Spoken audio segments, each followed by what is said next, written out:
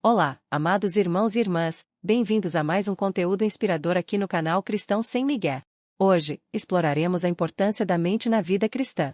Audiobook Crer é também pensar. Autor John Stott. Capítulo 7 A mente na vida cristã. Estamos agora em condições de considerar os motivos segundo os quais Deus deseja que usemos nossas mentes. Não é o meu propósito aqui argumentar pela aquisição de conhecimento, secular ou de cultura, mas sim tocar em 6 esferas da vida cristã, cuja realização seria impossível sem o uso adequado da mente. Examinaremos o culto cristão, a fé cristã, a santidade cristã, a direção cristã, a evangelização cristã e o ministério cristão, nessa ordem. O culto verdadeiro. Gosto muito daquele caso que um ministro americano, o já falecido Dr. Rufus M. Jones, costumava contar. Ele acreditava na importância do intelecto na pregação. Porém, um membro de sua congregação fez objeção a essa ênfase e escreveu-lhe queixando-se. Quando vou à igreja, disse em sua crítica, sinto-me como se tivesse desenrolando a minha cabeça e a colocando por sob o assento, pois numa reunião religiosa não tenho necessidade alguma de usar o que se acha acima do meu colarinho. Prestar culto dessa forma, sem fazer uso da mente, certamente é o que se fazia na cidade pagã de Atenas, onde Paulo encontrou um altar dedicado ao Deus desconhecido. Mas essa forma de culto não serve para os cristãos. O apóstolo não se sentirá satisfeito em deixar os atenienses em sua ignorância. Prosseguiu proclamando-lhes a natureza e as obras do Deus que cultuavam na ignorância. Pois sabia que somente o culto inteligente é aceitável por Deus, o culto verdadeiro, o culto prestado por aqueles que conhecem a quem adoram, e que o amam, de todo o entendimento. Os salmos eram o grande inário da igreja do Velho Testamento, e hoje em dia ainda são cantados nos cultos cristãos. Neles temos, pois, um meio de sabermos como deve ser o culto verdadeiro. A definição básica de culto nos salmos é louvar o nome do Senhor, ou tributar ao Senhor a glória devida ao eu nome. E ao inquirirmos o que significa o seu nome, verificaremos que é a soma total de tudo o que ele é e fez. Em particular, ele é cultuado nos Salmos tanto como o Criador do mundo como o Redentor de Israel, e os salmistas se comprazem em adorá-lo dando uma lista enorme das obras de Deus, relativas à criação e à redenção.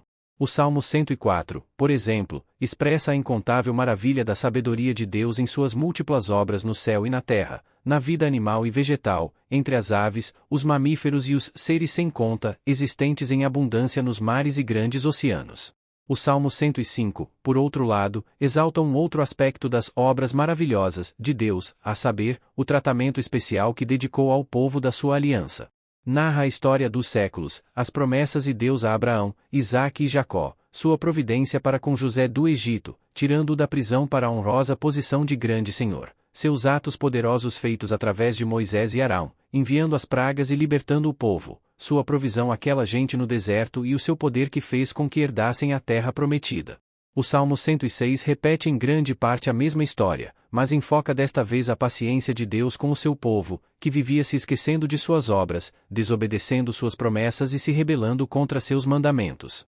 O Salmo 107 louva a Deus pelo seu permanente amor, que vem de encontro às necessidades de diferentes grupos de pessoas, de viajantes perdidos no deserto, de prisioneiros desfalecendo em calabouços, de enfermos à beira da morte, de navegantes apanhados numa grande tempestade.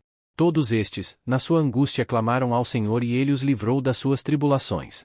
Assim, rendam graças ao Senhor por sua bondade e por suas maravilhas para com os filhos dos homens. Meu último exemplo é o Salmo 136. Aqui o mesmo refrão litúrgico se repete em cada versículo, porque a sua misericórdia dura para sempre. E as chamadas para render graças ao Senhor por sua bondade começam com a sua criação dos céus, da terra, do sol, da lua e das estrelas, prosseguindo daí com a sua redenção de Israel do Egito, e com os reis amorreus, a fim de dar-lhe sua terra em herança. Bastam estes exemplos para mostrar que Israel não cultuava a Deus na forma de uma divindade distante ou abstrata, mas como o Senhor da natureza e das nações, como alguém que se revelara através de atos concretos, criando e mantendo o seu mundo, redimindo e preservando o seu povo. Israel tinha bons motivos para adorá-lo pela sua bondade, por suas obras e por todos os seus benefícios. A estes poderosos feitos de Deus, o Deus Criador e o Deus da Aliança, os cristãos acrescentam o ato de Deus mais poderoso do que todos os demais, o nascimento, a vida, a morte e a glorificação de Jesus, o seu dom do Espírito Santo, e a sua nova criação, a Igreja.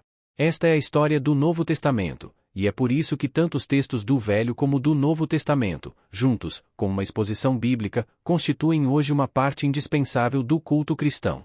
Somente quando de novo ouvimos sobre o que Deus já fez encontramos-nos em condições de retribuir-lhe com a nossa adoração e o nosso culto.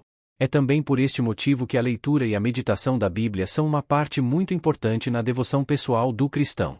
Todo culto cristão, seja ele público ou pessoal, deve ser uma resposta inteligente à autorrevelação de Deus, por suas palavras e suas obras registradas nas Escrituras. É neste contexto que, de passagem, se pode fazer uma referência ao falar em outras línguas. Qualquer que tenha sido a glossolalia no Novo Testamento, se um dom de línguas estranhas ou a expressão de sons em êxtase, o certo é que as palavras eram ininteligíveis a quem as proferia. Por isso mesmo foi que Paulo proibiu falar em línguas em público, se não houvesse quem traduzisse ou interpretasse, e desencorajou a sua realização ou devoção pessoal, se a pessoa permanecesse sem entender o que dizia. Escreveu ele, pelo que, o que fala em outra língua, ore para que a possa interpretar. Porque, se eu orar em outra língua, o meu espírito ora de fato, mas a minha mente fica infrutífera. Que farei, pois? Orarei com o espírito, mas também orarei com a mente. Noutras palavras, Paulo não podia admitir nenhuma oração, nenhum culto, em que a mente permanecesse estéril ou inativa. Ele insistiu que em todo culto verdadeiro a mente tem de ser completamente empenhada, de modo a dar frutos. O prazer dos coríntios para com o culto ininteligível era algo infantil. Quanto ao mal, disse-lhes para serem como crianças e inocentes o quanto fosse possível, mas acrescentou, no modo de pensar, sejam adultos. O culto cristão não será perfeito senão no céu, pois até então conheceremos a Deus como Ele é, e daí somente então teremos condições de adorá-lo de maneira própria. Espero que este mergulho tenha enriquecido a sua compreensão sobre a importância de pensar e crer. Deixe seus pensamentos nos comentários abaixo e compartilhe este vídeo com aqueles que também buscam crescer na fé e no conhecimento.